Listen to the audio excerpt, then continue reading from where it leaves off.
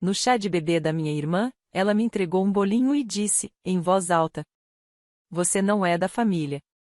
Você é só quem assina os cheques." O marido dela caiu na risada como se tivesse ouvido a melhor piada da festa. Minha mãe se aproximou e sussurrou: "Não exagera. Ela está grávida." Eu havia pago $2.300 por aquele evento: o salão, os presentes, o depósito do buffet, o bolo personalizado com sapatinhos em cima, a decoração absurda de balões que ela fez questão de ter. Até os convites eu mesma imprimi porque ela disse que não queria ter esse trabalho. E ainda assim, ali estava eu, com o cupcake na mão, paralisada. O papel grudando nos meus dedos, e aquela frase ecoando na cabeça. Por um momento, pensei se talvez eu tivesse entendido errado. Mas o sorriso no rosto dela, divertido e sem nenhum pingo de arrependimento, tirou qualquer dúvida. Ela estava dizendo exatamente o que queria dizer. Enquanto ela se afastava, rebolando até a cabine de fotos com uma mão na barriga e outra segurando uma mimosa, o marido dava high five com um dos padrinhos ou algum dos muitos seguidores do Instagram que viviam surgindo nos eventos da família. Ele comentou algo como "ela é útil", se referindo a mim. Eu não fiz cena. Não gritei. Não joguei o cupcake. Caminhei até a mesa de presentes, enfiei a mão na pilha e peguei de volta o meu envelope, aquele com o cartão e o cheque. Ninguém percebeu na hora. A música estava alta, as taças tilintavam, todos rindo. Mas então eu me virei, levantei o envelope só o suficiente para que ela visse, e disse, alto bastante para as pessoas próximas ouvirem: "Então deixem que eles paguem. Estou fora." Silêncio. Não esperei resposta. Saí andando, direto para fora do salão, passando pelos garçons que descarregavam bandejas de quiches minúsculos pelos quais eu já havia pago. Não bati a porta. Não me despedi. Simplesmente fui. O que eles não sabiam era que eu já tinha começado a me mover muito antes daquele bolinho. Coisas discretas. Inteligentes. E na manhã seguinte, quando bateram à porta deles, algo que nunca esperavam começou a acontecer. Tudo começou a desmoronar. Deixe-me contar como fui transformada no caixa eletrônico da minha própria família e por que aquele bolinho foi a última gota. Porque eles nem sempre me trataram assim. Isso veio aos poucos. Um favor aqui, um pedido ali. Como um sapo que não percebe a água esquentando. E quando vi, já estavam cozinhando sobre mim. Enquanto crescia, eu era o conciliador. O pacificador. O irmão mais velho que mantinha tudo nos eixos enquanto meus pais discutiam e minha irmã chorava porque as sapatilhas não eram da cor certa. Nossa mãe? Aquele tipo de mulher que conseguiria fazer um padre pedir perdão por pecados que nunca cometeu. E papai? Concordava com a cabeça para manter a paz, o típico homem que se dá bem só para evitar conflito. E isso deixava tudo para mim. Aos 15, já tinha meu primeiro emprego. Aos 18, ajudava a pagar a conta de luz. Enquanto isso, minha irmã, Candace, ainda fazia escândalo quando erravam o nome dela no copo do Starbucks. Eu estava construindo crédito.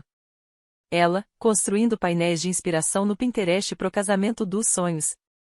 Adivinha quem pagou por esse casamento? Eu. Cobri o buraco no orçamento do buffet quando o padrinho do noivo esqueceu de confirmar presença. Paguei o upgrade da lua de mel porque ela me ligou do aeroporto, chorando, dizendo que suas sandálias tinham quebrado e como ela poderia ir para as Bahamas sem os sapatos certos? Fui até consignatário no contrato do apartamento novo deles. Aquele caríssimo, com piscina na cobertura, que eles mal usavam, mas postavam foto toda semana. E os agradecimentos? De vez em quando, você é o melhor irmão. E uma vez, juro por Deus, um vale-presente de Natal do Starbucks de $25, com 37 centavos restantes. Mesmo assim, continuei ajudando.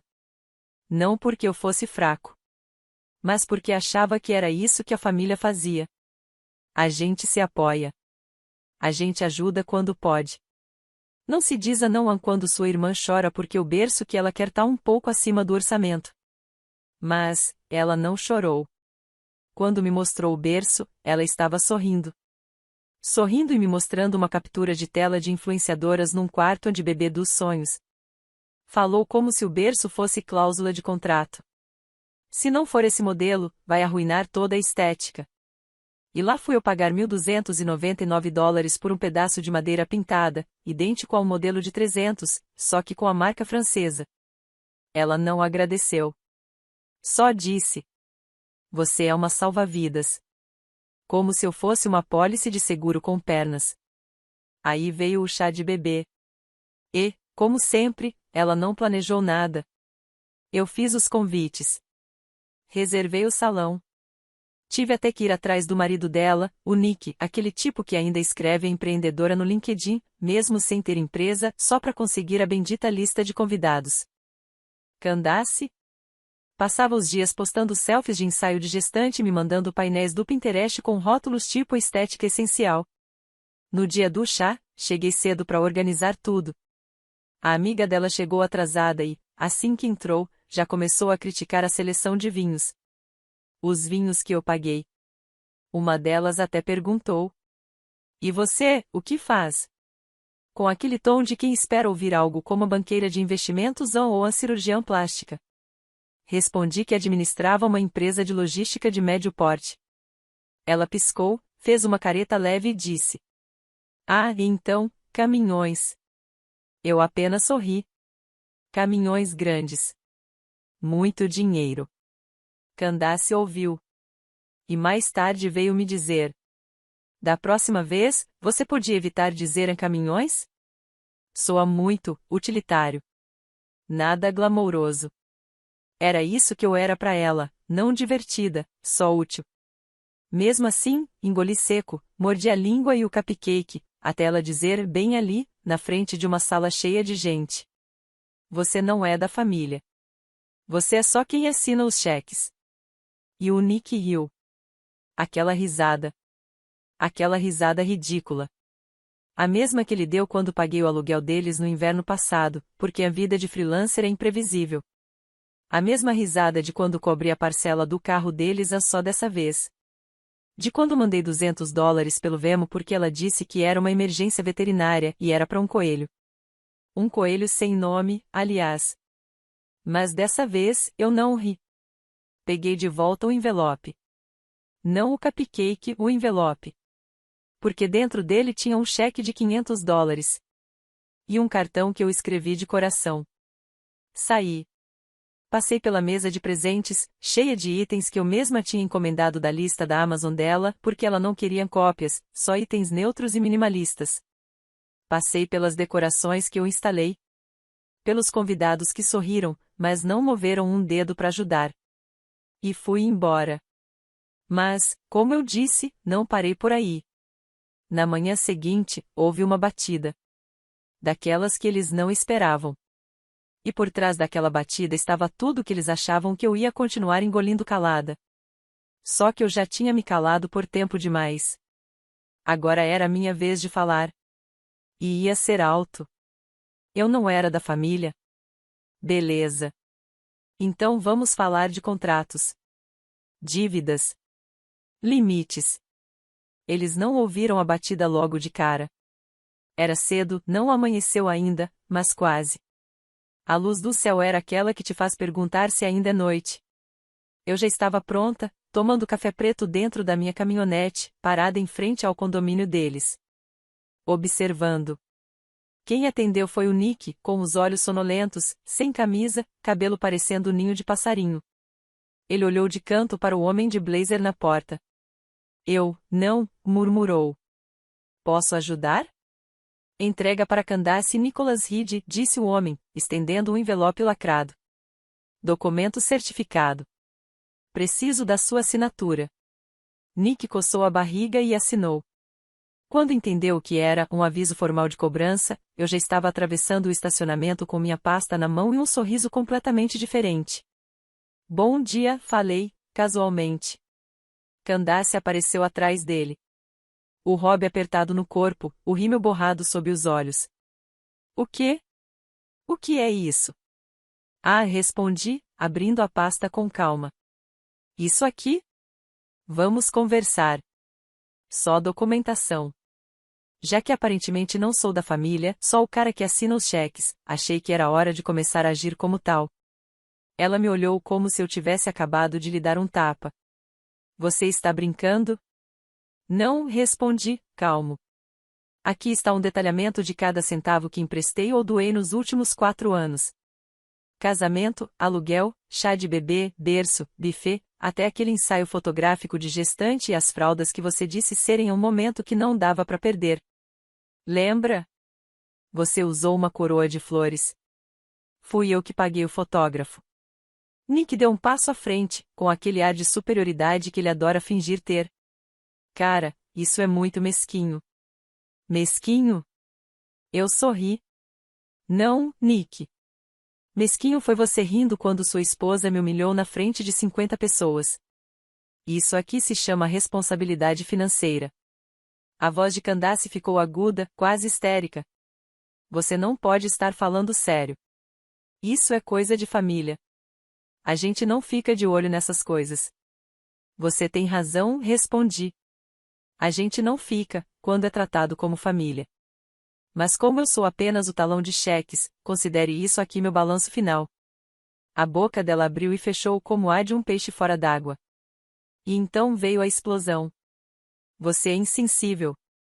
Estou grávida, e você escolhe justamente este momento para fazer isso?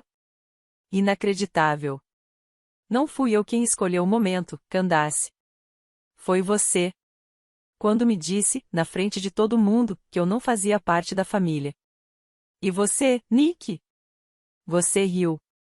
Riu enquanto segurava um prato cheio de comida que eu paguei. Então não fui eu quem escolheu o momento. Vocês escolheram. Nick se inclinou um pouco, tentando parecer maior do que era, estufando o peito. Vai me processar por causa dos cupcakes do chá de bebê, é isso? Eu dei um passo à frente. Ficamos nariz com nariz. Não é um processo. São termos. Vocês têm 90 dias para pagar $8.643,12. Tudo discriminado, com recibos. Se não puderem, encaminhe os documentos para o Tribunal de Pequenas Causas. E você sabe o que isso significa, né, Nick? Boa sorte pedindo financiamento pro SUV novo que você tanto quer. O rosto de Candace se contorceu. Você está destruindo tudo. Não, rebati, firme. Eu estou limpando a bagunça. Não por vingança. Mas porque carregar tudo sozinho finalmente me esgotou. A bagunça que vocês fizeram, me tratando como uma carteira, não como um irmão. Ela não hesitou em atacar onde doía. Você só tá fazendo isso porque é amargurado. Porque não tem família. Aquilo foi como uma faca entre as costelas. Mas eu não reagi.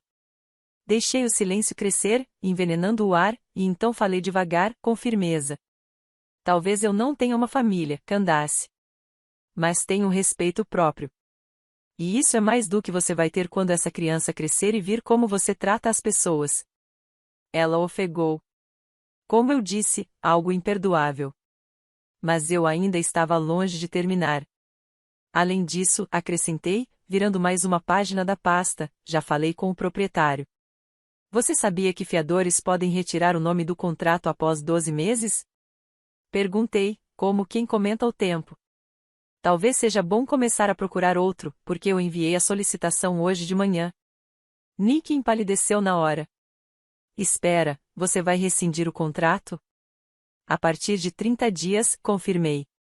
Vocês podem se candidatar para continuar no apartamento, mas o novo contrato vai ser com base na renda de vocês e na pontuação de crédito.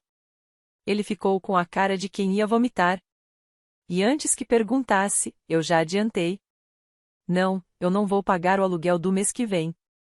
Não é mais minha responsabilidade. E, claro, finalizei. Lembre-se, eu não sou da família. Essa última parte saiu calma, em tom baixo, mas foi quando finalmente entenderam que eu não estava brincando. Eu não estava pedindo reconhecimento.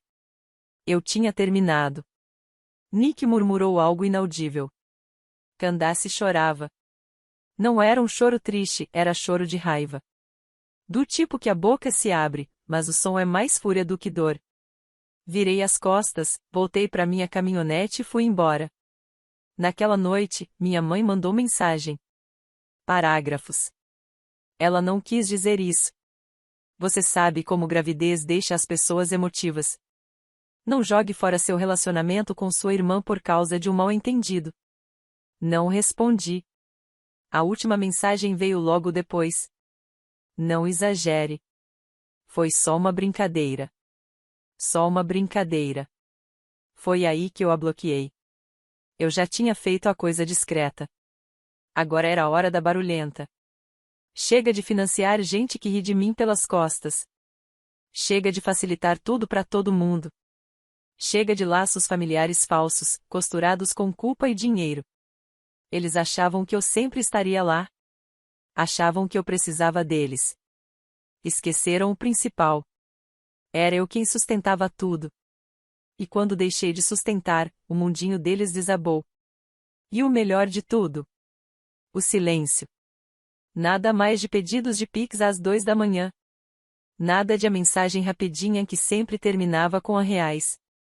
Nada de convites de aniversário enviados no mesmo dia da festa, porque eu tinha que aparecer e, claro, pagar alguma coisa. Não contei para mais ninguém da família o que tinha feito. Não postei nada. Não escrevi discurso de despedida, não fiz drama. Eu simplesmente sumi. Não fui ao nascimento do bebê. Não mandei presente. Não comentei o post cheio de filtros com os pezinhos minúsculos. E que tenha sido uma terça-feira abençoada como qualquer outra. Assim, desapareci do mundo deles. Mas eles não desapareceram do meu. Ainda não. Meu telefone começou a acender de novo. Não era Candace. Nem Nick. Eram pessoas com quem eu não falava há anos. Primas. Tias. Até a amiga da igreja da minha mãe, aquela que sempre cheirava lavanda e julgamento. Sua irmã está passando por dificuldades. Ela é mãe de primeira viagem. Ela cometeu um erro. As famílias brigam, mas perdoam. Ela não está trabalhando. Nick perdeu um cliente. Eles estão se afogando. E aí veio o pior. Minha mãe apareceu no meu trabalho. Sem avisar. Bem ali, no saguão do meu escritório de logística, ela estava, minha mãe, segurando uma caçarola, como se estivéssemos no meio de um especial de reconciliação da Almark. Passei direto por ela. Não parei. Porque quando você para, eles puxam você de volta. E eu não ia voltar. Eu estava finalmente construindo uma vida que não era movida a dívidas emocionais e obrigações disfarçadas de afeto. Nos meses que se seguiram, algo incrível aconteceu, eu comecei a respirar de verdade. Fiz uma viagem sozinho para Buenos Aires. Caminhei por trilhas nas montanhas, contemplei estrelas, passei dias sem olhar para o celular. O silêncio parecia coisa de outro mundo. Pela primeira vez, eu não estava esperando a próxima crise da minha família para cair no meu colo. Entrei na academia, recuperei a forma, voltei a namorar. Encontros reais, onde eu podia estar presente de verdade, sem dividir minha atenção entre a pessoa à minha frente e o drama financeiro no meu bolso. E então fiz algo ainda mais assustador, liguei para o meu banco e pedi um empréstimo. Mas, dessa vez, não era para ninguém. Era para mim. Comprei um pequeno armazém na periferia da cidade. Mudei minha empresa para lá. Expandi. Contratei 3 pessoas novas. Meu nome no contrato de locação. Meu nome na porta.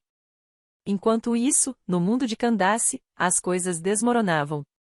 Os tais a negócios paralelos de Nick, aqueles que ele vivia se gabando, mas nunca dizia quem eram os clientes, evaporaram. O crédito deles afundou. O proprietário do apartamento não renovou o contrato. Eles acabaram se mudando para um 2 quartos com a sogra dela. O bebê chorava sem parar. Os vizinhos reclamavam. Candace passou a postar stories enigmáticos no Instagram sobre a ser traída pelo sangue e a cortar pessoas tóxicas da vida. Claro. Tudo para conseguir dormir à noite. Uma amiga dela me mandou uma mensagem longa. Ela não está bem. Tá com raiva, mas também tá sofrendo. Se sente abandonada. Eu não respondi. porque eu não a abandonei. Eu a salvei. Salvei ela da ideia distorcida de que dinheiro é sinônimo de amor. De que família significa tolerância infinita. Nick, então, tentou entrar em contato por meio de um amigo em comum. Disse que respeitava meus limites e que só queria conversar de homem para homem. O mesmo cara que riu quando sua esposa grávida me chamou de talão de cheques, agora queria falar como se fossemos iguais. Ainda sem resposta. E então, no meio de todo o caos, veio o mais inesperado.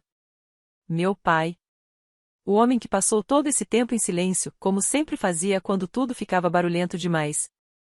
Deixava minha mãe e Candace controlarem a narrativa, como se ele não tivesse parte em nada.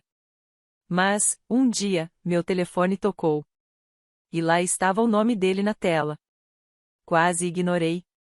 Mas algo em mim me fez atender. Oi, ele disse. A gente pode conversar? Nos encontramos num restaurante, num ponto neutro entre a casa dele e meu escritório. Ele parecia menor. Mais velho. Como se o tempo finalmente tivesse cobrado o que era dele. Eu não sabia o que dizer, ele confessou, mexendo o café devagar. Eu vi tudo acontecer. O chá de bebê, o envelope, a confusão toda, e eu simplesmente congelei. Não o interrompi. Fez uma pausa e olhou para baixo. Sua mãe sempre dizia, não balance o barco. Mas o barco tá afundando agora. Candace, ela tá diferente. Mais amarga. Mais cruel. E acho que uma parte dela ainda acredita que você vai voltar. Que você vai aparecer e consertar tudo, como sempre fez. Levantei uma sobrancelha. E você? Ele encontrou meu olhar. Eu sei que não. Houve um silêncio breve, depois ele disse algo que eu jamais esperava ouvir. Você fez a coisa certa. Essas palavras quebraram algo em mim. Algo apertado, duro, que parecia sufocar meu peito há anos. Não resolveu tudo, ele continuou. Não apagou os anos em que você foi invisível enquanto a Candace sempre ganhava passe livre para tudo. Mas, significou alguma coisa. Ele respirou fundo. Estou orgulhoso de você. Paguei a conta. Não porque sentia obrigação, mas porque queria. Ao sair do restaurante, o ar parecia mais leve. E uma semana depois, algo ainda mais inesperado aconteceu. Recebi uma carta escrita à mão. De Candace. Páginas e mais páginas de confusão, raiva, arrependimento e desculpas. Algumas frases doídas. Algumas claramente manipulativas. Outras pareciam realmente sinceras. Mas ali, entre as justificativas mornas e os pedidos de perdão sem força, havia uma frase que nunca vou esquecer. Você nunca foi só o cara que assinava cheques. Você foi o único que apareceu. Não respondi. Mas também não joguei a carta fora. Porque talvez, só talvez, as pessoas possam mudar. Ou talvez não. De qualquer forma, eu não estava esperando para descobrir. Porque eu finalmente entendi. Eu nunca fui o problema. Eu era a solução que eles sempre trataram como garantida. É curioso o que acontece quando você para de correr atrás de quem nunca daria um passo por você. Aquele silêncio que antes parecia abandono, agora soa como paz. Eu costumava achar que a família era algo que você simplesmente ganhava. Um contrato de sangue. Uma assinatura vitalícia, sem direito a cancelamento. Mas agora eu sei a verdade. Família se conquista. Família é como te tratam quando você diz não. E quando finalmente disse não, todos me mostraram exatamente quem eram. Candace. Nick. Até minha mãe. Eles nunca quiseram um irmão. Nem um filho. Queriam um patrocinador. Um investidor silencioso. Uma esponja emocional, pronta para absorver dívida, drama e desprezo, sem nunca explodir. Mas eu explodi. E em vez de quebrar, eu me afiei. Lembro de estar sentado no meu sofá, 3 meses depois. Sem ligações. Sem mensagens. Só eu e o silêncio. E, pela primeira vez, ele era suficiente. Meu apartamento nunca esteve tão bem. Quadros novos nas paredes, um toca-discos no canto, e aquela garrafa de uísque que eu costumava guardar para visitas, eu mesmo abri. Sentei no sofá, vendo o sol se pôr atrás do horizonte da cidade, e percebi uma coisa simples e poderosa. Eu não sentia falta deles. Nem do drama. Nem dos pedidos de desculpa vazios. Nem do jeito que a Candace me abraçava como se estivesse pegando uma doação. Se eu sentia falta de algo, era da versão de mim que acreditava ser amado. Mas aquela versão morreu no dia em que me deram um bolinho e disseram, na frente de todos, que eu não era da família. Hoje, estou construindo algo novo. Uma vida que não gira em torno de consertar as bagunças dos outros. Uma vida onde eu não preciso me queimar só para manter os outros aquecidos. Sem culpa. Sem dívida emocional. Sem teatrinho. Algumas semanas depois, recebi uma mensagem de um número desconhecido. Apenas uma linha. Demos a ele o nome em sua homenagem. Fiquei olhando para aquela frase por um bom tempo. Não porque me comoveu. Mas porque ela dizia tudo. Eles ainda queriam usar meu nome. Não senti orgulho. Nem dor. Apenas leveza. A leveza de quem finalmente parou de tentar ganhar amor se sacrificando. Eles ainda queriam um pedaço do meu legado, aquele que nunca respeitaram. Mas eles não podiam tê-lo. Nem meu dinheiro. Nem meu tempo. Nem meu nome. Porque agora eu vivo por mim e pela versão de mim que sobreviveu a tudo isso. Aquele que aprendeu que não se assina mais cheques para quem te trata como um balanço financeiro.